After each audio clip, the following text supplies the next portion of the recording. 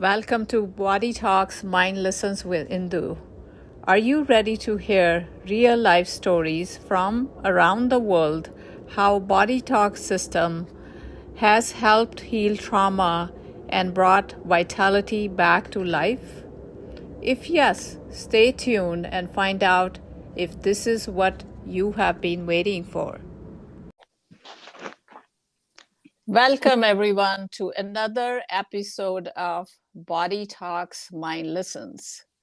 Today, I'm excited to introduce Monika Marczuk, who has learned to integrate soul responsibility with Bodytalk and many other modalities.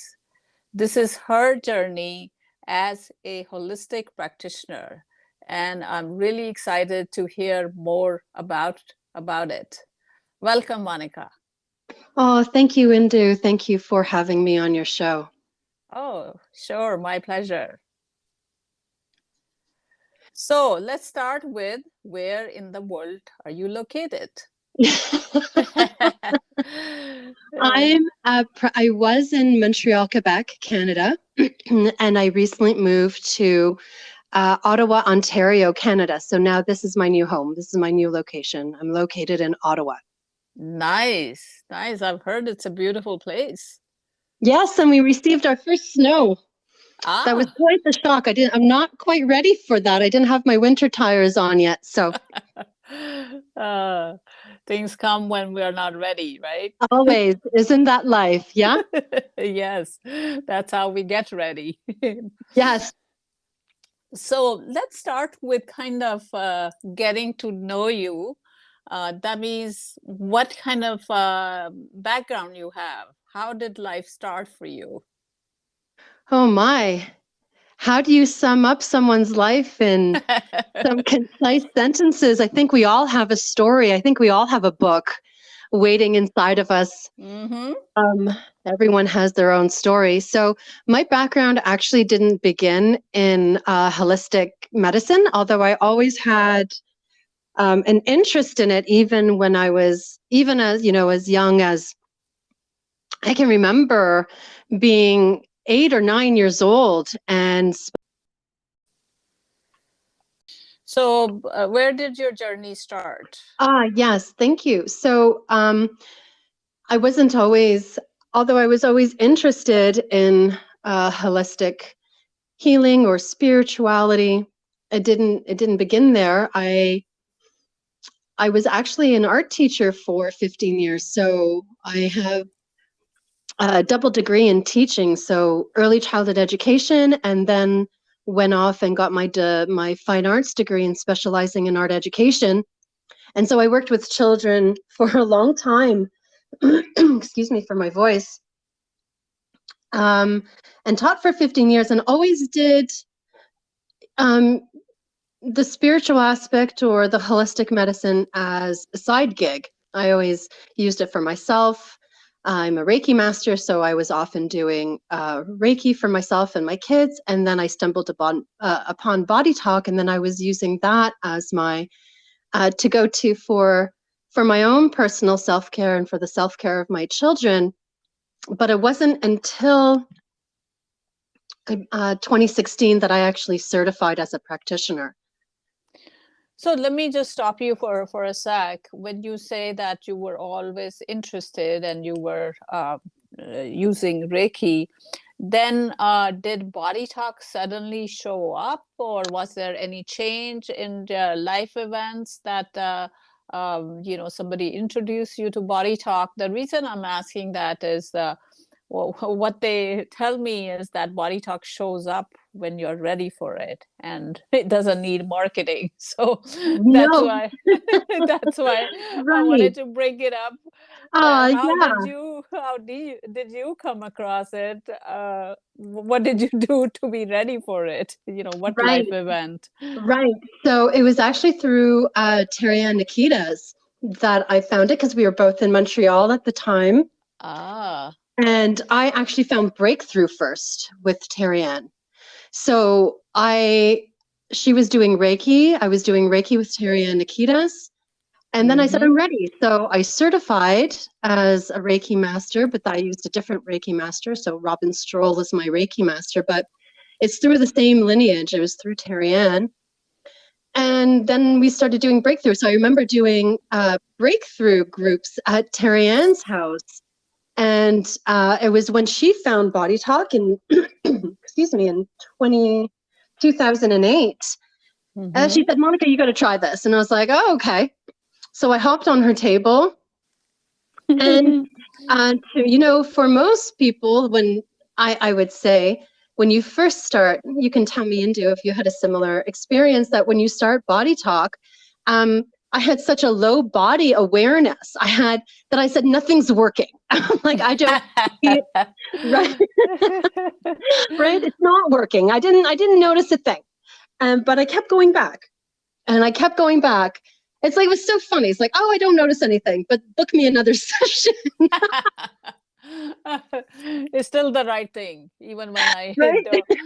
And then I did start noticing shifts. And then the more of a conscious I became of myself, or aware of myself, then I noticed my life shifting in front of my eyes, right? As my body shifted, so did, well, as you know, there's no separation. The internal reflect, the external reflects the internal. So as I shifted, my reality shifted, my life shifted. And very true. I fell away I don't know if some people say, that I fell away from it for a little while. Life kind of got away with me. I was still teaching, so I still hadn't hopped into I'll just trust and take this thing that I've been doing, naturally, even since I was a little girl. I remember, being 8 years old and doing white light breathing through my body when I was not well. So something I was just in tune with, even as a child. I still hadn't hopped in, like I still didn't jump in 2 feet. But it was when I became pregnant with my daughter in 2013 that I sought Terry Ann out again. I was having a difficult pregnancy, and so I did regular body talks to help me and my daughter through that gestational period, through my pregnancy. And it was so interesting. Terry Ann goes, oh, we're going to prepare your body for a natural birth. That's what your body's saying. I'm like, no, I'm due for a C-section. I'm like, what are you talking about? I'm like, no, I've got a scheduled C-section. Well, lo and behold, not even 2 weeks later, my water broke. Wow. And I was just, that was it. That was it for me. I'm like, oh my God. So I continued to do private sessions for myself. And in 2016, I was like, okay, I'm ready now. Now I'm ready. And then I certified within less than a year of taking my first course. Oh, wow. Nice. Yeah, I totally agree with you that Bodytalk shows up for people when they are open to it, and they only start practicing when the time is right. So something similar happened to me, that I started taking courses like in 2010 and got certified in 2012. But just like you, I was full-time working in tech career, and I did not practice it until 2016. So I just waited when the time was right, and then it became a profession, and it became my life, so you just cannot force it. It shows up, true. And then it decides what is the right time. And in between, you may be doing other things. Like I was still doing mindfulness and other things. So it's like those are the stepping stones to get to become a full-blown Bodytalk practitioner. So, it looks like you had a similar journey. Yeah, Indu, I that really triggers something, that brings something up for me that I had a little bit of a aha moment. So I don't know if other practitioners will be listening to this, but for those practitioners or medicine energy workers out there, whoever, even, for the person who may be just curious about this, whatever is happening now is the thing. So I don't know if that makes, if I can clear that up. So I can remember a time where I'm going, oh, well, I don't know why this is coming up into, but it's like, oh, I want my practice to be fruitful or have more clients or whatever it is that you say that whatever goals that you have. And, it's like, oh, well, when I get there, that's the place I want to be, not to take away from, aspirations or dreams. It's healthy to work towards something, but without the expectation that you're going to achieve that thing. But the moment that you're in right now, this moment is the moment, that is the practice. This is your practice, or this is your spiritual path. It's not, oh, if I get 10 sessions, then I'll be healthy. No, this is the moment now. Your health and all the potential exists within you at this very moment. And it's only when we stop and there's a moment to take into consideration that every step, like you said, Indu, is a part of your process. It's a part of your journey. So that triggered that for me. So thanks. Oh, good. Just to elaborate on that, is that what you call the soul responsibility, or you were just talking about the timing? I think what I find is we have aspirations, as you were calling them, and we tend to have these worldly goals, right? By this time I want to do this, but the universe has its own energy field, and it decides what is the right time when it is going to flourish for you.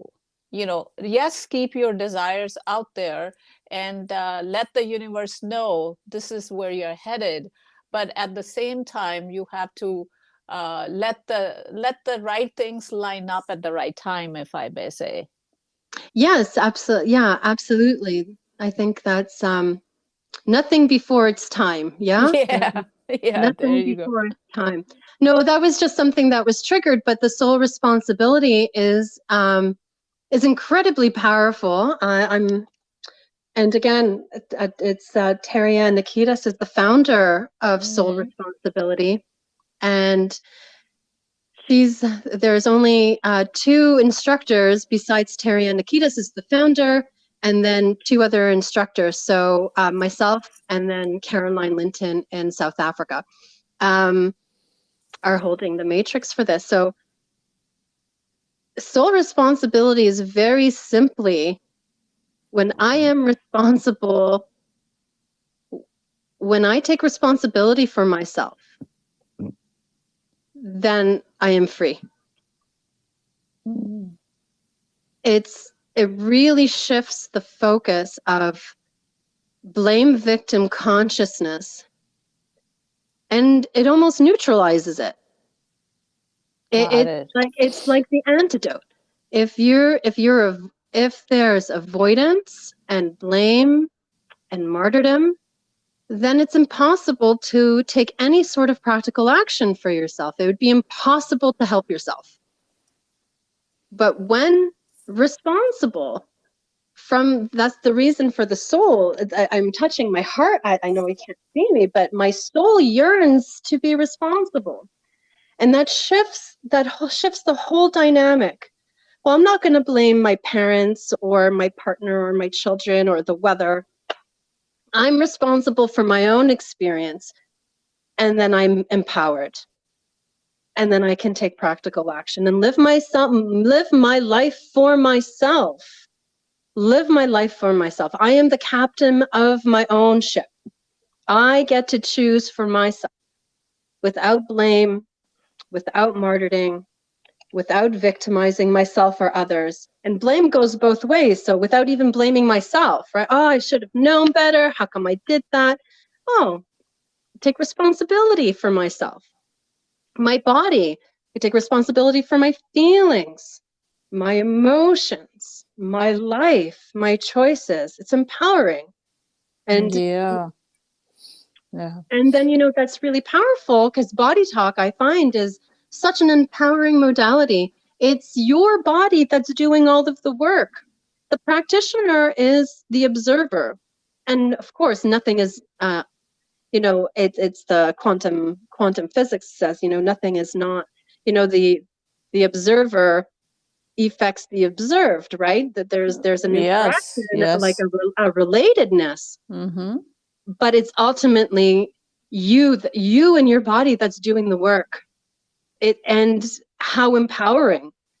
The Bodytalk practitioner is the conduit, so to speak, the narrator, but it's you doing all of it. And so to give yourself credit, and that you're in charge of your life and your feelings and your body, it's wonderful. I think they go hand in hand, and what a powerful modality that Bodytalk is. Yeah, yeah. Yeah.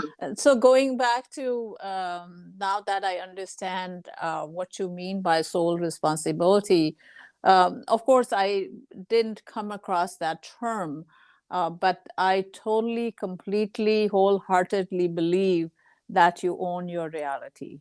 In fact, somebody may not like my comment, but we also own our illness. We have arrived there for some learning that is going to happen. So that is the responsibility that we need to take. Our wellness, illness, our circumstances, all of that are part of us. And at some point, we decide, okay, it's time that, whatever be that part, this part is not serving me. So I take the responsibility to change it, to ask for change. And when you're ready, that change will start happening. So people talk about, you're right, that, oh, my parents, my education, my country, blah, blah, blah, right? But all of that is giving your power away, right? Did I Yeah. summarize that right? Yes, it does it is very disempowering, isn't it? Yes. And then, it's so disempowering. But can you really give your power away? Or is that also something that you tell yourself? Or not you, but I'm just saying, oh, I've given my power away, so that keeps me in victim. Then I can't do anything about it. That's another, that assumption that your own inner strength can be given away. It's always with you. Yeah. It's always there. To say, oh, I've given my power away to someone else. No. You're choosing not to use it. Ah. You're choosing not to tap into it, because it's much easier, I would say, to blame and victimize yourself and others than to actually take responsibility. But I don't think that's an easier way of living. I don't think that's easier. I think that's actually quite painful, to stay in that victimizing state, disempowered, thinking that you have no choice. And the fact that you've made a choice to do that, that is still your choice that you made. So it's so empowering, and it can shift your life. You take responsibility, and it shifts your life.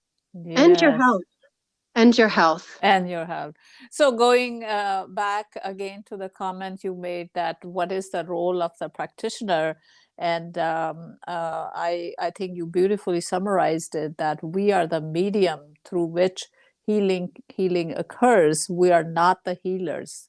It is your body who is doing the healing. So sometimes, you're doing a session and people, keep saying that, do this for me, do that for me, but it's really when the body and they themselves, their consciousness is ready to let go, only then the full healing can occur. Yes, you are going to be the medium, you are going to be who's going to do step by step, and until that consciousness is to the point of healing. Right. I think I was listening to a practitioner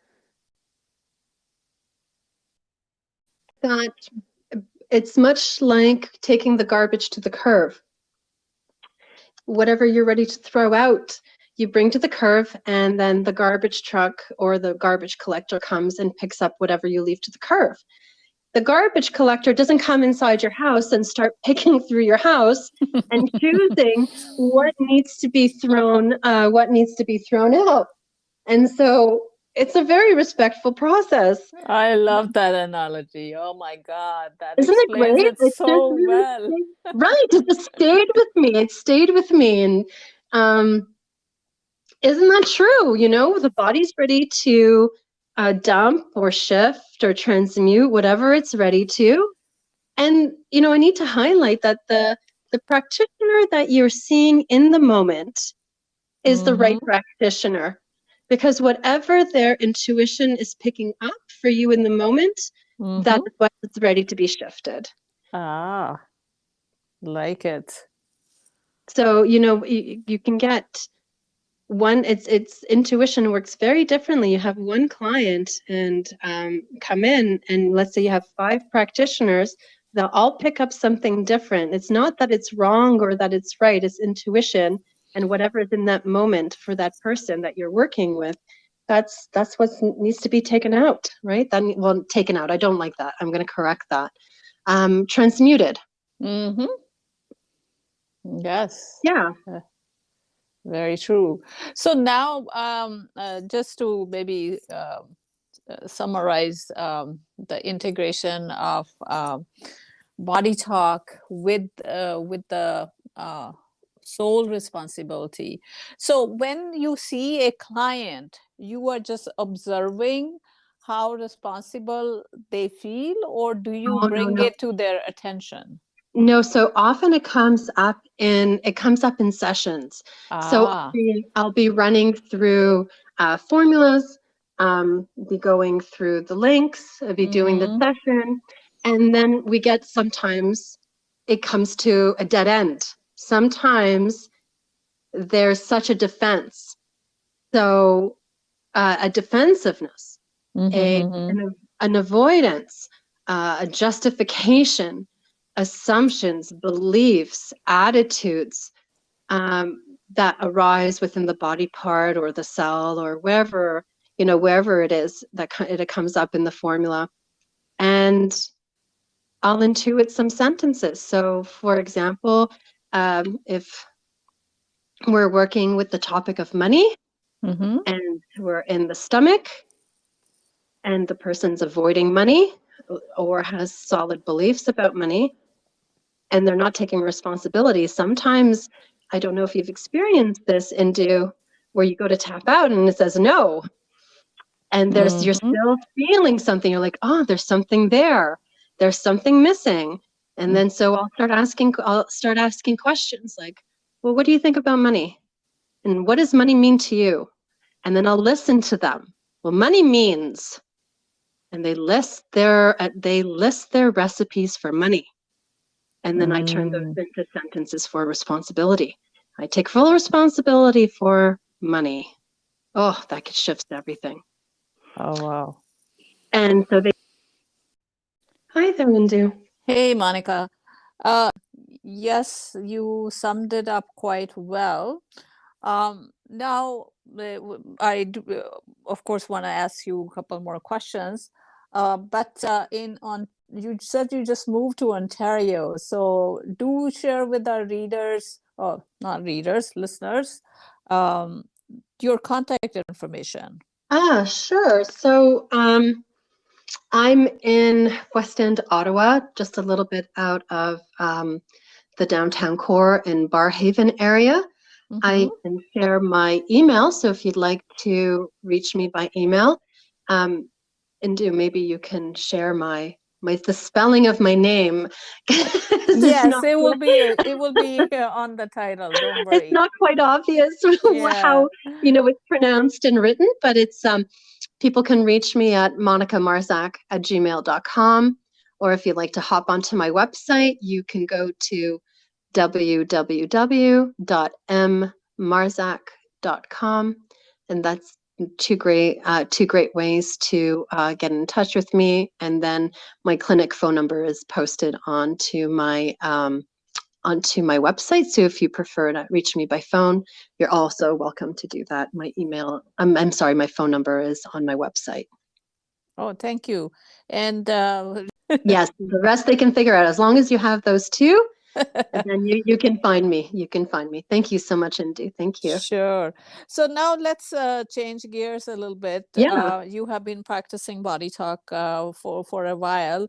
What kind of aha moments you had with clients? Would you like to share something like that? Of course, not with any personal names or anything.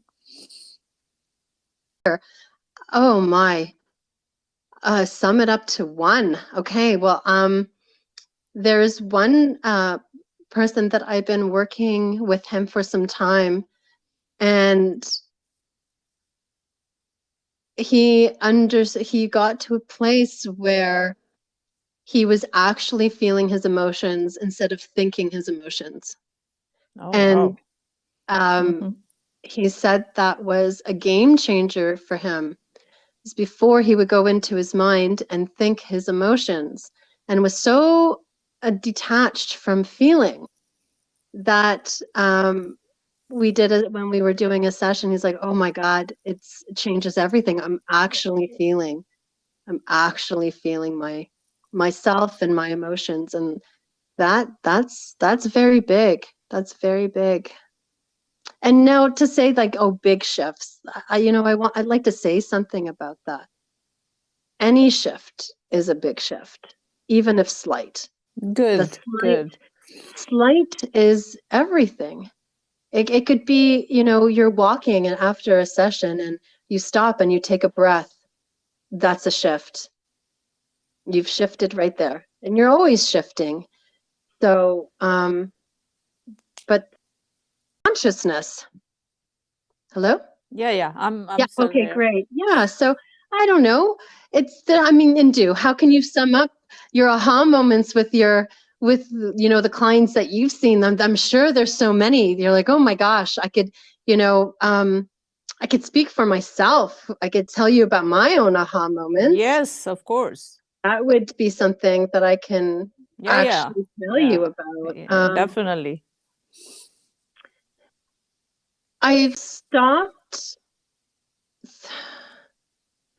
needing to help everybody. Oh, wow. That's big.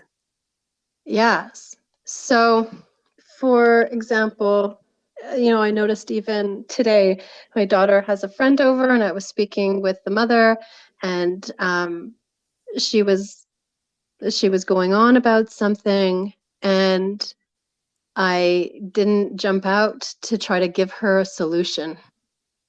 Now, for me, helping was a really big deal, Indu. I think many practitioners have this perhaps the need to help, or the need to Well, help. that's a life story for a lot of us, Right? right? Right? Wanting to help, wanting I to just fix want to help. things, Yes. fix the And world. fix the world and give me your burdens, and I'll take care of it. And I just listened. And I went, that must be really tough. And she didn't ask for unsolicited advice. She didn't ask me, say, hey, Monika, what do you think? Or what would, can you help? Usually I would just give my, Unsolicited advice. unsolicited advice. Well, this is what and I didn't. And it's so liberating. What a load off. What a load off. Yeah. Right? Yeah, so it's awareness, right? And Yeah. shift in consciousness. You're very right. People know that I practice body talk, but a lot of times they're talking, but they don't ask for any advice or any help. So that's the answer. If they That's don't it. want it, don't give it. Right. And then, I think, yes, they didn't ask for it. And then, it's up to them, which comes back to, I think, ties in so nicely back to your responsibility, what you want to do with this. If you're suffering and you don't want to do anything to change your suffering, there's nothing that will change your suffering. Yeah, very And, true. it's like, Bad news is no one's coming to save you. Good news is no one's coming to save you. I love that. I just love it. And because it lies within you, and you can, it's up to you and how powerful. It's really up to you, and you don't need anyone to save you. And so how arrogant of me that I used to think that those people needed to be saved and I had the right answers. Oh, that's so arrogant. I could say that I used to be very arrogant. Maybe sometimes it still slips in, but not really so much anymore. But I can say that I used to be quite arrogant and have the superiority that, I know what you need. Whew. No, I don't. Actually, I don't know much at all. And the more I think I know, the less I know. Wow, that's very profound, Monika. You have just liberated me. Because I do believe that spiritual arrogance is the worst kind. Isn't it? Yeah, so this is where we start thinking that we are the ones who are going to fix the world, and we're going to take away suffering from somebody even when they chose it themselves.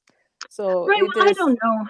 I don't know if anyone would choose their suffering, but I know that was without the dark moments within my life, then everything would be fine. And then it's like, well, where do you find the light? Well, you have to go into the dark. You don't go Yes. into a lit room and expect to see something new. The lights are on, you go in and you see everything. Well, you Yeah. go into a dark room, you have no idea what treasures are hiding there. And you have to turn on the flashlight, and then you find your gold nuggets. But you won't find that in what you already know. It's only through adventure and curiosity and asking, that self-exploration.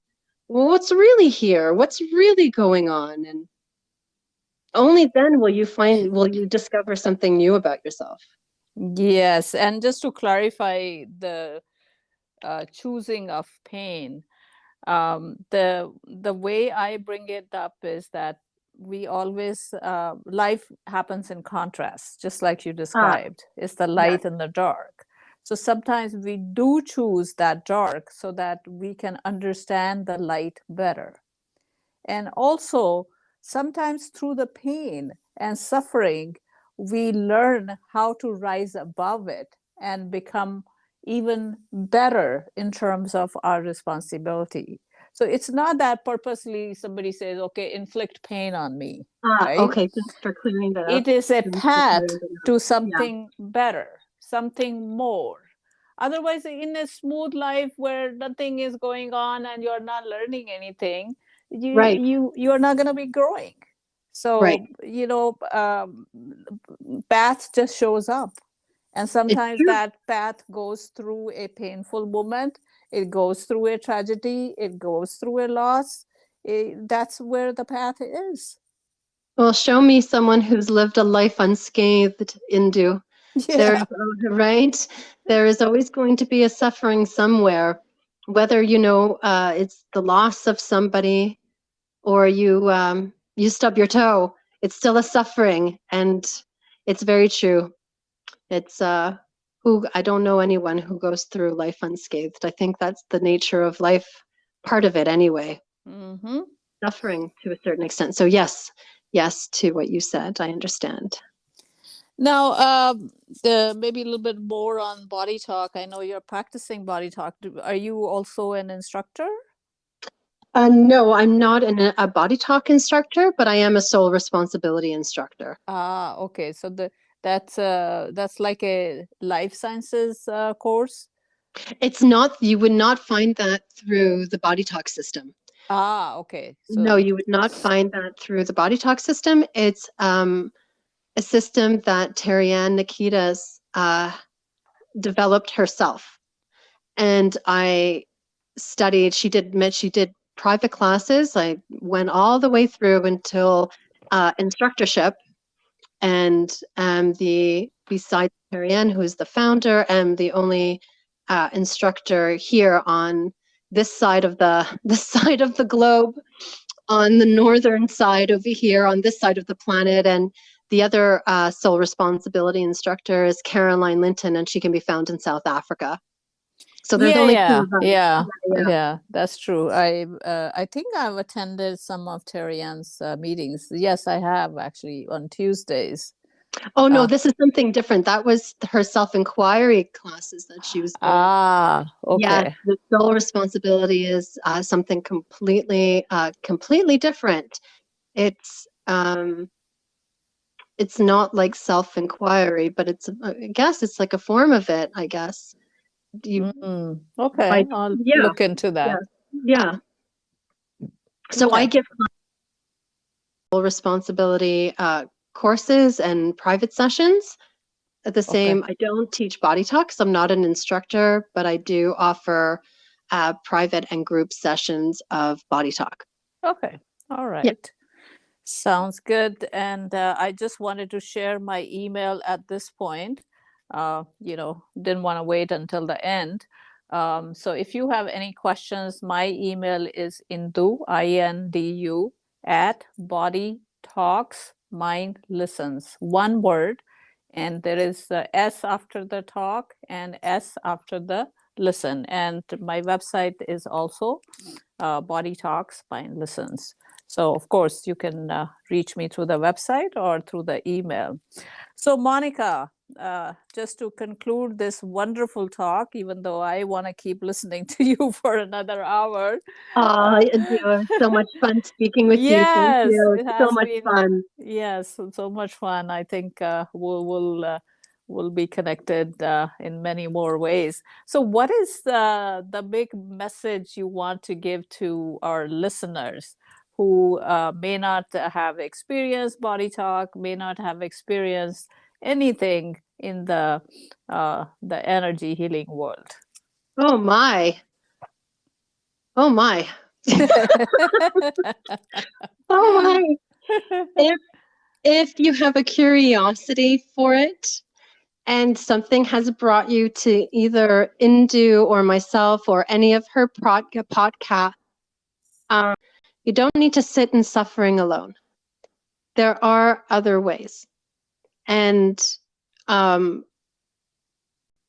even if it may be scary or you don't know what it is, go ahead and reach out to someone and take that step for yourself. You're stronger than you think. You're stronger than you think. And there is another way. Very nice, Monika. I love the part that take responsibility and do something, anything. Anything. Help yourself, is sitting in suffering helping you? And often the answer would be no. I don't know anyone who would say, yes, sitting alone in my suffering is helping me.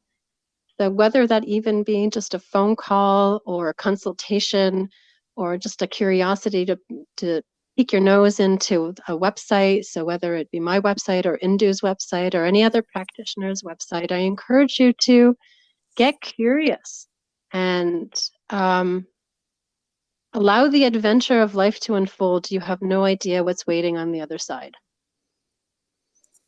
Very nice. Journey of a lifetime starts with the first step. First step of becoming curious. Yes, get curious. Yes. Thank you so much, Indu, for having me today. This was so much fun. Yes, Monika, my pleasure. And I think you have given a lot of food for our listener to chew on and digest and pave the way for a beautiful healing life. Oh, thank you so much, Indu. Thank you so much. Take care, Monika. Thank you. Same to you. We'll meet again. Talk soon. Okay. All right. Take care. Bye-bye.